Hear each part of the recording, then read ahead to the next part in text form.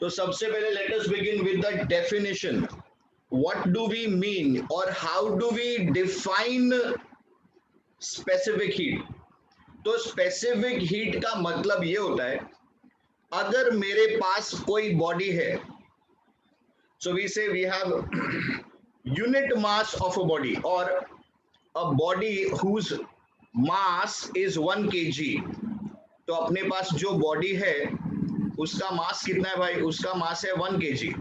तो 1 kg मास वाला अपने पास बॉडी है और हम क्या करना चाहते हैं? हम उसका टेम्परेचर 1 डिग्री सेंटीग्रेड से बढ़ाना चाहते हैं, या फिर आप बोल सकते हो आप उसका टेम्परेचर 1 केल्विन से बढ़ाना चाहते हो. So specific heat is what? It is defined as the amount of heat required. It is defined as the amount of heat required to raise the temperature. To do what? To raise the temperature of unit mass of a substance by 1 degree centigrade or 1 Kelvin. तो अब देखो कैसे याद रखने का इसको. अब हम बोलेंगे यार इतना बड़ा डेफिनेशन है, कैसे याद रखेंगे? एक छोटे से डायग्राम से अपन इसको याद रख सकते हैं. तो वो छोटा सा डायग्राम क्या रहेगा? अपने पास आप ऐसा एक बॉडी बना लो, ठीक है? तो ये आपका बॉडी हो गया. इधर लिख दो mass equal to 1 kg. So what are we saying? हम बोल रहे हैं इस बॉडी का जो मास है वो कितना है? वो 1 kg है. अब हम क्या कर रहे हैं? अब हम इसके ऊपर हीट सप्लाई कर रहे हैं. तो आप इसको हीट सप्लाई करो. हीट का सिंबल इज Q. इसको हीट सप्लाई करने की वजह से what is happening to the temperature? Temperature is increasing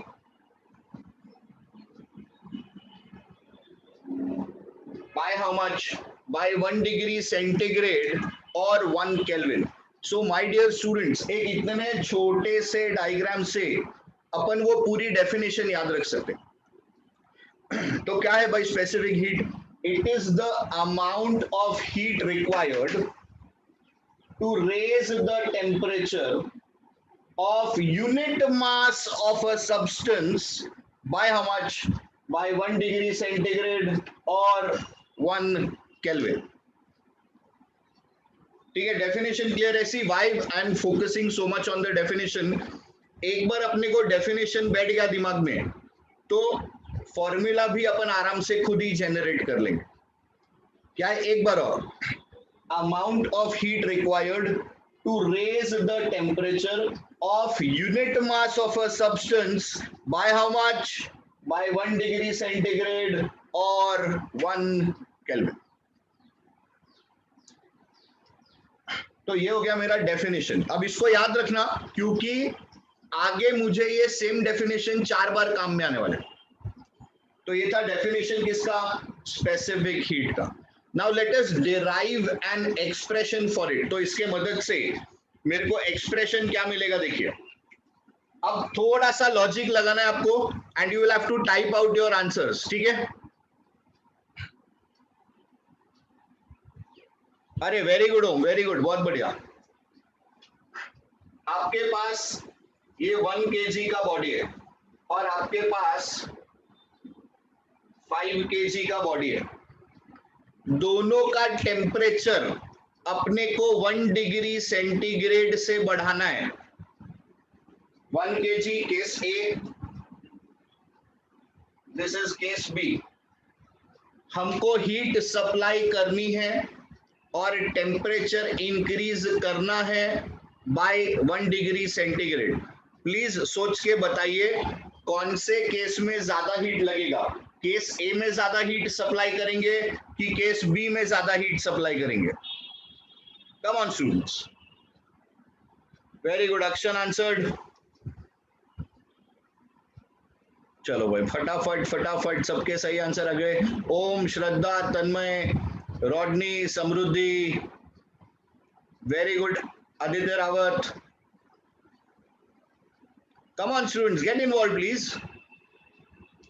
case A, case B, इधर अपने पास 1 kg है, इधर अपने पास 5 kg है। हमको 1 डिग्री सेंटीग्रेड से इसका भी टेम्परेचर बढ़ाना है, 1 डिग्री सेंटीग्रेड से इसका भी टेम्परेचर बढ़ाना है। कौन से केस में ज्यादा हीट सप्लाई करना पड़ेगा? आपको क्या लगता है, ए कि B? Shraddha Naik, Shravani, Pranav, Jordan, Janhvi, Neha, Christina,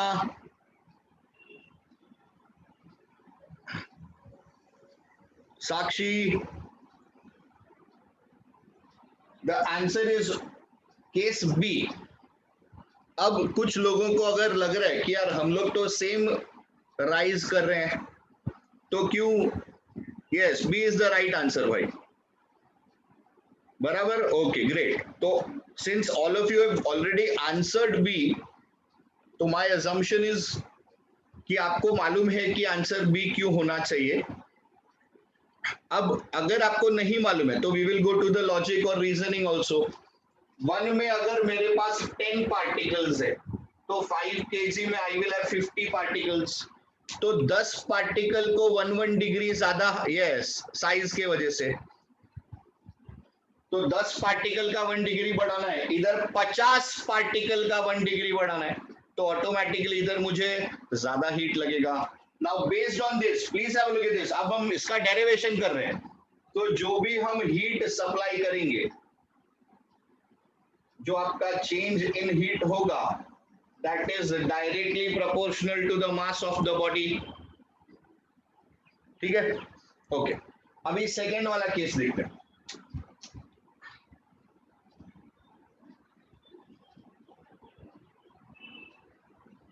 Now this body initially it is at 20 degree centigrade, आपको एक बढ़ाना है 21 करना है।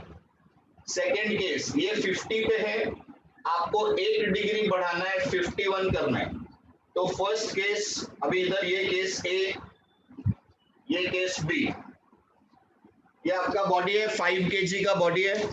इस 5 kg के जो बॉडी में आपको 20 से 21 करना है या फिर 50 से 51 करना है। कौन से केस में आपको ज्यादा हीट सप्लाई देना पड़ेगा, ए की बी?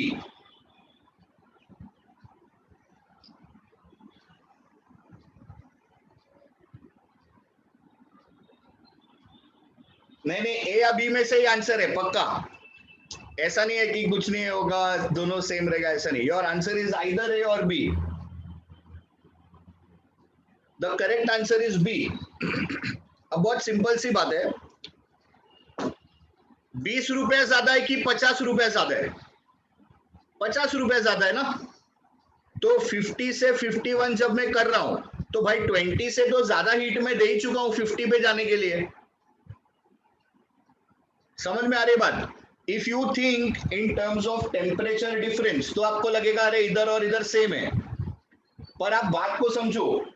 अगर मैं 80 से 81 करूंगा तो वो इससे भी ज्यादा होगा। Now in this case the heat, maximum heat that I am going to give is in this case, क्योंकि मैं 80 से 81 कर रहा हूं, तो पहले तो उसको 80 तक तो लेके जाऊंगा। तो 80 तक लेके जाने के लिए मैंने 20 से ज्यादा दिया है, 50 से ज्यादा दिया है, तब हम 80 पे पहुंचेंगे, और फिर हम 80 से 81 कर रहे हैं। So generally these are the small places where we tend to go wrong. So whatever heat we are supplying, that will also depend upon कि temperature कहाँ से कहाँ पे गया हुआ है। अब इन दोनों स्टेटमेंट्स को कंबाइन कर दीजिए। ये मैंने मैथमेटिकल फॉर्म लिखा है, आपको क्या करना है, एक लाइन लिखना है पहले, the amount of heat supplied या required is directly proportional to the mass of the body, फिर आप ये लिखोगे, and the amount of heat required, supplied required is directly proportional to the change in temperature. फिर आप लिखोगे delta T. अब दोनों को कंबाइन कर दो. So delta Q is proportional to m delta T. So delta Q is equal to specific heat m delta T. अब देखिए स्पेसिफिक हीट यहां पर मैं लिख रहा हूं S, बट बहुत सारे बुक्स में अभी S लिखा है क्योंकि आपके बुक में S लिखा है, बट हमने जब पढ़ा था इट वाज C. और आप बहुत जगह देखोगे कि कभी S लिख देते हैं, कभी स्मॉल c, कैपिटल C, तो हर एक का कुछ ना कुछ सिग्निफिकेंस है. तो यहाँ पर फिलहाल for the time being we will be using S, but please remember इसको C या C से भी रिप्लेस किया जाएगा. हाँ, एम सी डेल्टा टी जो है इक्वेशन वो यही है, बराबर. Yes yes, M C delta T जो आपका इक्वेशन है वो यही है. वो जो सी था आपके बुक में एस दिया हुआ है, so we are giving it in the form of S only. फिलहाल जब जरूरत पड़ेगा तब सी भी लिख देंगे. So students, basically what is delta S या what is S then? Sorry. So S is equal to delta Q m delta T. अब आपका डेफिनेशन जो है वो इस फॉर्मूला के साथ देखिए कैसे जस्टिफाई होगा. It is the amount of heat required. Now you can write per unit mass, per unit या per degree rise in temperature. So this can also be the definition here. इधर क्या था मेरे पास 1 kg मतलब per unit. कितना rising temperature हो रहा था 1 degree centigrade. So that is again डाल दो इधर 1 तो आपको मिलेगा S is equal to delta Q. तो specific heat is defined as the heat required to raise the temperature of unit mass of a substance by 1 degree centigrade or 1 Kelvin. तो ये आपका definition इधर बराबर से justify हो जाता है. Now students, coming on to the units. अभी यहाँ पर हम क्या क्या यूनिट्स लिख सकते हैं प्लीज ध्यान से देखिए. 4 यूनिट्स का पॉसिबिलिटीज है. Very good home, very good. Heat is joule पर mass is KG. SI form में दिस इज केल्विन, तो जूल पर केजी केल्विन हो गया.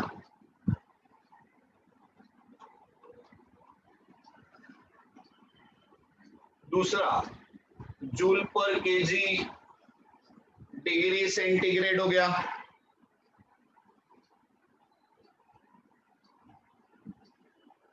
Okay, it is erg. Please remember joule का SI ये SI फॉर्म में है या MKS फॉर्म में, उसका CGS is ergs. So joule becomes KG becomes gram. ये आपका केल्विन रह गया. इधर हो गया erg, gram, degree centigrade. So students आपके पास में 4 यूनिट्स पॉसिबल है. Correct correct correct correct.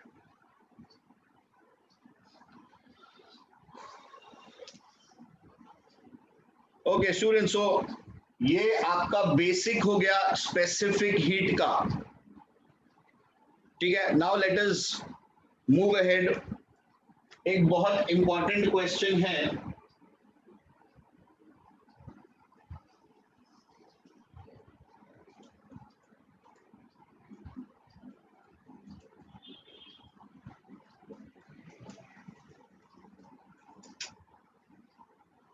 Why do gases have 2 specific heats?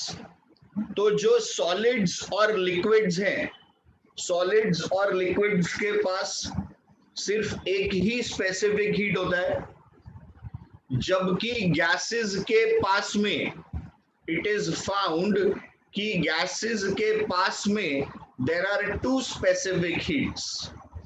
So why is it that for a gas we need to have two specific heats? Yes, anybody from your side? Gases के पास दो specific heats क्यों?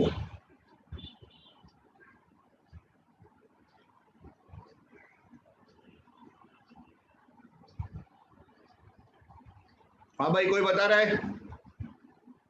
अच्छा, okay, so Sakshi has answered. Anybody else would like to try?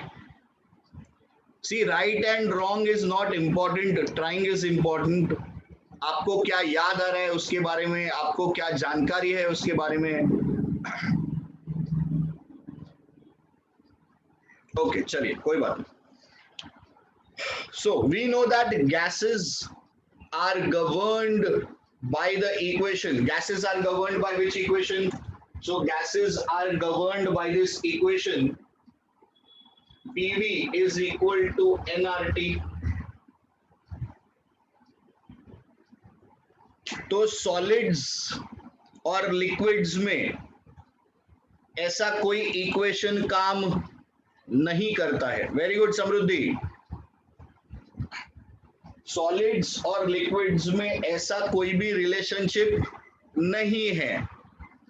तो in case of solids जो and liquids, जो volume expansion रहता है that is very negligible, तो उसको बहुत ज्यादा कंसिडरेशन में नहीं लेते.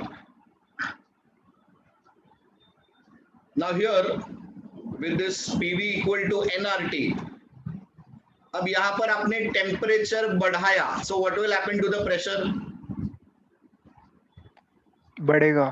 टेम्परेचर बढ़ाया, what will happen to the pressure?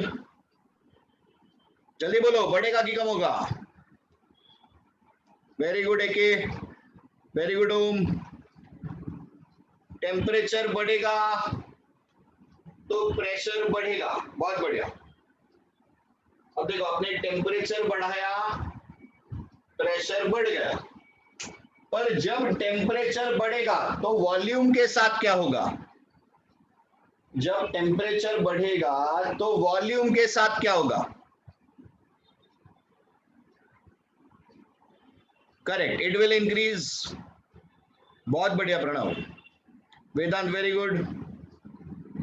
So the volume will also increase. तो देखिए, टेम्परेचर बढ़ा, प्रेशर बढ़ा, टेम्परेचर बढ़ा, वॉल्यूम बढ़ा.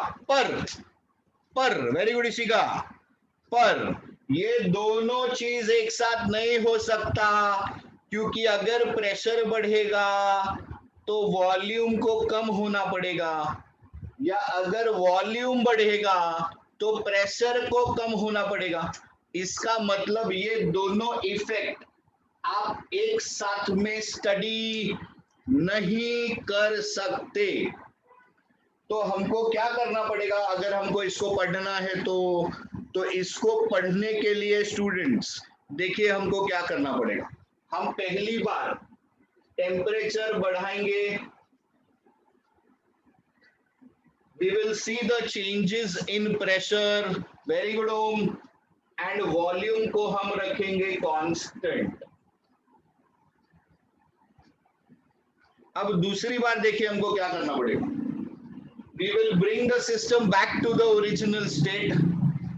फिर से हम टेम्परेचर बढ़ाएंगे, इस बार वॉल्यूम का चेंजेस देखेंगे एंड प्रेशर को कांस्टेंट रखेंगे. तो गैसेस में क्या होगा? हमको ये प्रोसेस दो बार करना पड़ेगा. एक बार वॉल्यूम को कांस्टेंट रख के और दूसरी बार प्रेशर को कांस्टेंट रख के. इसलिए gases will have two specific heats. तो जब आप इसका आंसर लिखेंगे तो पहला लाइन ये आएगा, gases are governed by the equation PV is equal to NRT. So when temperature is increased and pressure is studied या pressure is observed, volume will be kept constant, and when the temperature is increased and volume is observed, at that time pressure will be kept constant. So we have two specific heats: specific heat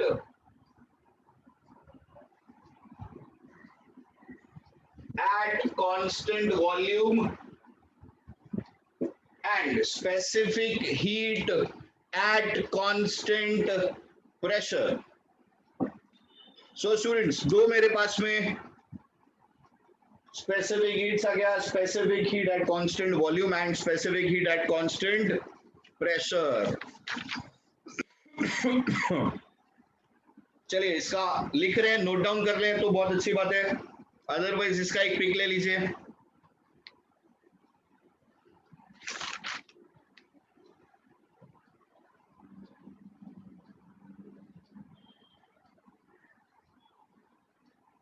done, okay.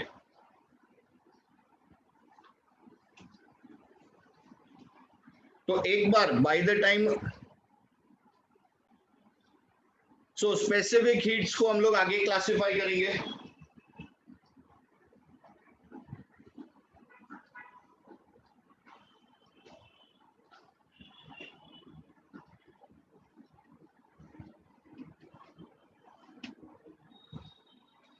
तो पहला नाम है इसमें principal specific heat.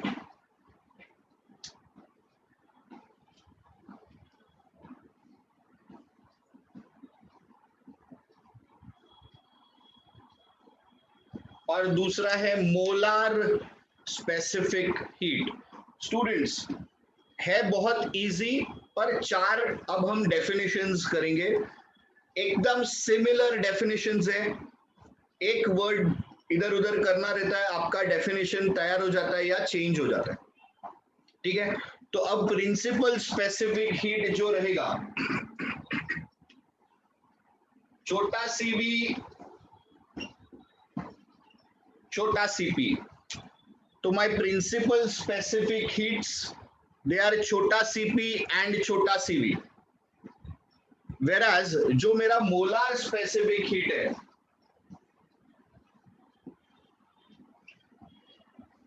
They are बड़ा CV and बड़ा CP.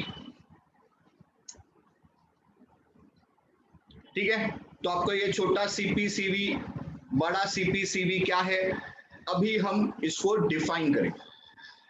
Let's go back quickly to the definition of specific heat. So specific heat of a substance is defined as the amount of heat required to raise the temperature of unit mass of a substance by 1 degree centigrade or 1 Kelvin. याद आ रहा है? फिर से बोलता हूं मैं, specific heat of a substance is what is the amount of heat required to raise the temperature of unit mass of a substance by 1 degree centigrade or 1 Kelvin. यहां पर आपको सिर्फ ऐड करना है at constant volume. इधर देखो, principal में आपको बेसिक डेफिनेशन में क्या ऐड करना है, at constant volume. That's it, हो गया डेफिनेशन का. तो आपने मेन डेफिनेशन अगर अच्छे से किया, उसमें ऐड कर दो at constant volume. Principal specific heat is over of constant volume. अभी कांस्टेंट प्रेशर, बोलो कांस्टेंट प्रेशर में क्या रहेगा, पूरा बेसिक डेफिनेशन आएगा एंड लास्ट में क्या ऐड हो जाएगा, at constant pressure. At constant pressure add हो जाएगा भाई. What is that? To add at constant pressure. अरे टाइप करायला वेळ जातो माहिती का. दिस इज सीवी बाबू, सीवी सीवी कांस्टेंट वॉल्यूम है.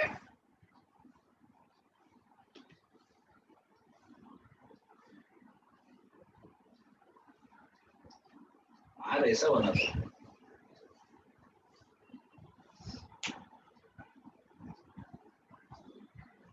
ओके चलिए, तो एक बार इसका डेफिनेशन बोलेंगे हम लोग. Specific heat of a gas, यहां पर अभी सब्सटेंस मत लिखना since we are going for a gas. Specific heat of a gas of unit mass of a gas required to raise the temperature of one mass of unit mass of a substance by how much? By 1 degree centigrade or 1 Kelvin at constant pressure. तो यहां पर देखो principal में क्या होगा,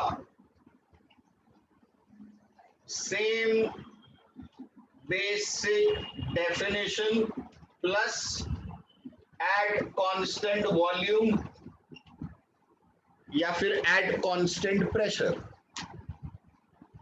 अभी molar में क्या चेंज होगा, देखिए मोलार में चेंज क्या होगा, यहां पे क्या था, specific heat is defined as the amount of heat required to raise the temperature of unit mass of a substance। ये unit mass जो है in molar replace unit mass by 1 mole। बाकी पूरा का पूरा डेफिनेशन सेम रहेगा, कुछ भी चेंज नहीं होगा। तो specific heat of a gas at constant volume, यहां पे अगर आप बोल रहे हो, so it is the amount of heat required to raise the temperature of 1 mole of a substance by 1 degree centigrade और 1 केल्विन एट कांस्टेंट वॉल्यूम। दूसरी बार में क्या चेंज कर देंगे आप, लास्ट में ऐड कर दोगे at constant pressure, that's it। भाई चारों डेफिनेशन समझ में आ रहा है क्या? मैंने कोशिश तो बहुत किया है कि आप इजीली इसको याद कर सको।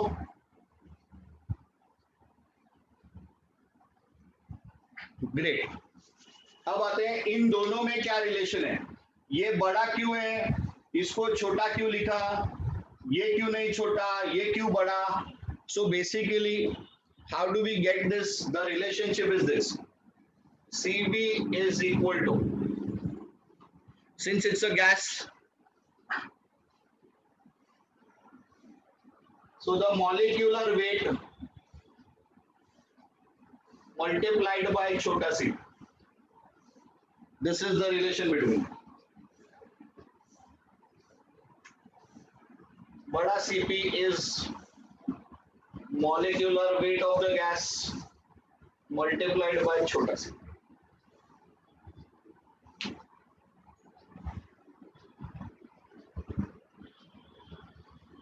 अब प्लीज देख लेना, अगर कहीं कहीं पे वो कैपिटल एस स्मॉल एस दिया होगा तो वैसा कर लेना। अब अपने दिमाग में इतना फिट कर लो, स्मॉल एस सी ये सब दिया रह सकता है आपके बुक में या क्वेश्चन में।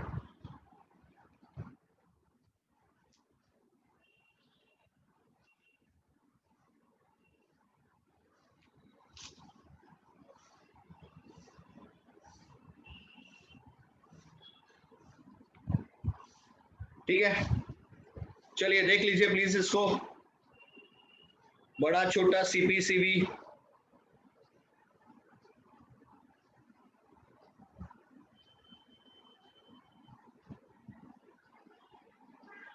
हाँ एस जो रहेगा तो आपको एस के फॉर्मेट में ऐसा दे सकते हैं ना, वो S V is equal to M S V या S P is equal to M.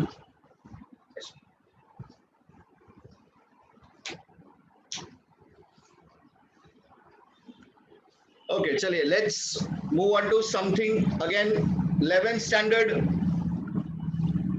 ये आंसर मैं आपसे एक्सपेक्ट नहीं कर रहा हूं, अब जो मैं अगले आपको पूछने वाला हूं वो मैं आपसे आंसर एक्सपेक्ट नहीं करता, बट अगर आप बता सकेंगे तो बहुत अच्छी बात है।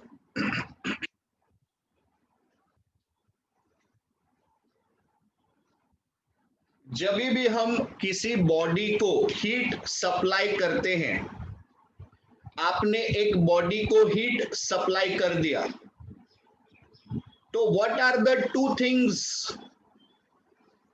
that happen?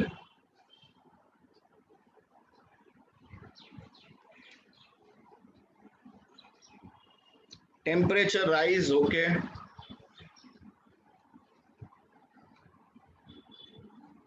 body starts getting heated.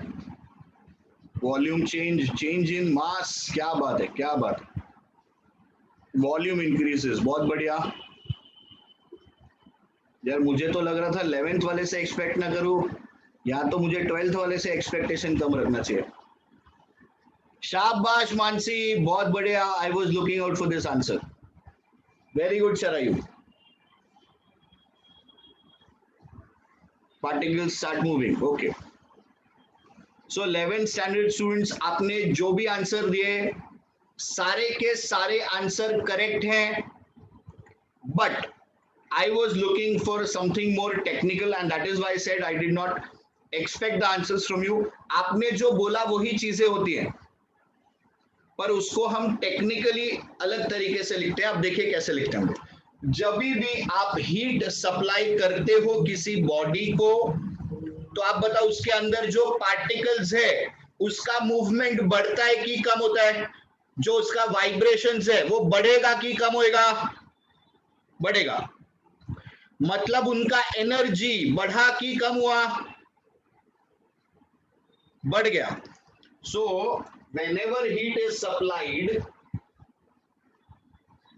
there is increase in energy. So actually we write it as dE. And जो आप सभी लोगों ने बोला कि there is increase in the volume, so that we take as the work done. उसको हम लेते हैं as work done. ये आप 12th स्टैंडर्ड में सीखेंगे. थर्मोडायनामिक्स चैप्टर है, केमिस्ट्री का पार्ट है, but I have to explain you something, क्योंकि वो क्वेश्चन 11th फिजिक्स में पूछा जा सकता है. तो मैं चाहता हूं कि आपको वो प्रॉपर जानकारी मिले. Instead of I just saying कि ऐसा होता है, I just want you to understand कि अच्छा हाँ ऐसा क्यों हुआ. इनफैक्ट आई एम एक्सपेक्टिंग कि आप आंसर डिराइव करके दे दो. सो जब भी हम हीट सप्लाई करेंगे तो there are going to be two things. उसका इंटरनल एनर्जी बढ़ेगा और उसका एक्सटर्नल वर्क डन होगा. ठीक है. एक्सपेंशन जब होगा अपने को दिखेगा, तो इसलिए उसको बोला जाता है एक्सटर्नल वर्क डन. ये जो इंक्रीज इन एनर्जी है इसको बोलते हैं इंटरनल एनर्जी इंक्रीजेस, क्योंकि अपने को वो सब्सटेंस को देखकर पता नहीं चलता कि उसके अंदर के मॉलिक्यूल्स कितने वाइब्रेट होने लगे हैं. राइट. सो ये एनर्जी का नाम है इंटरनल एनर्जी और इस वर्क डन का नाम है external work done, because this is something that we can see कि वॉल्यूम एक्सपैंड हो गया. So now these are the two things that will happen. Now students, अपने को ये समझना है, question is why Cp is greater than Cv.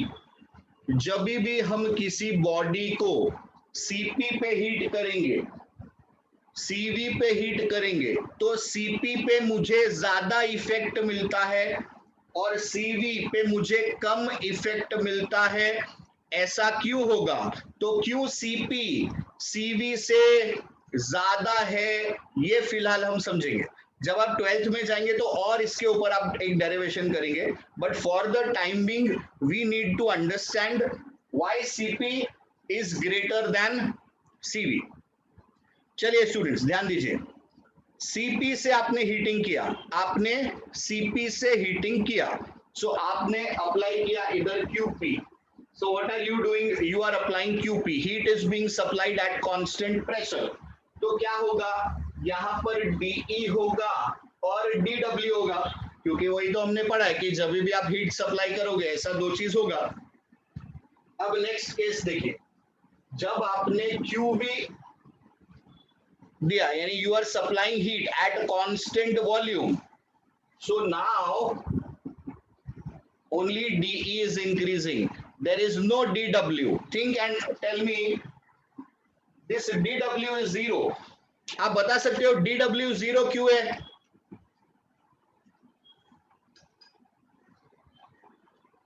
Come on students, please try. Why is this dW zero?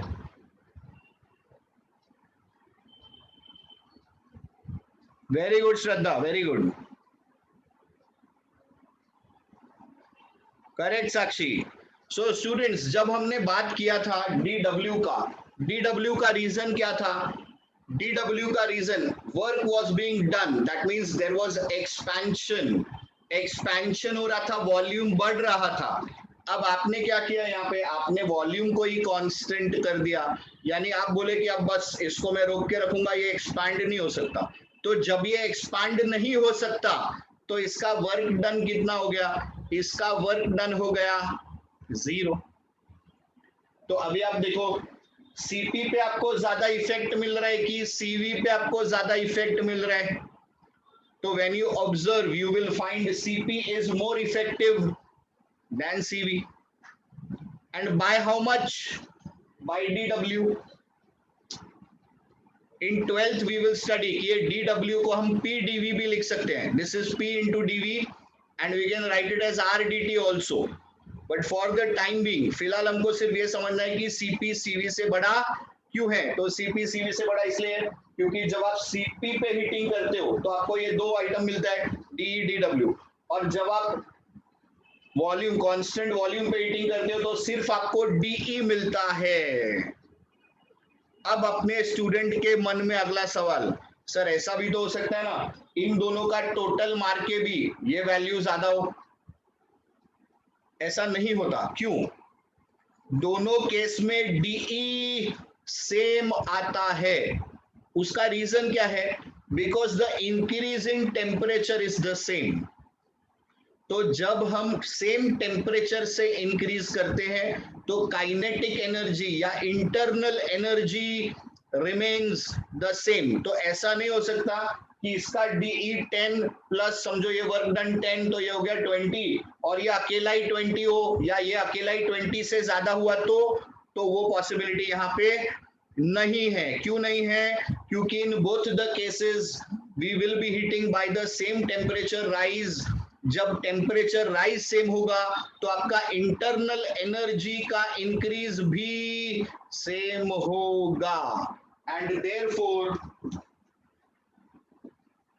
Cp will be greater than Cv। चलिए students, इसका भी pic ले लीजिए। This is really important theory that we have done today.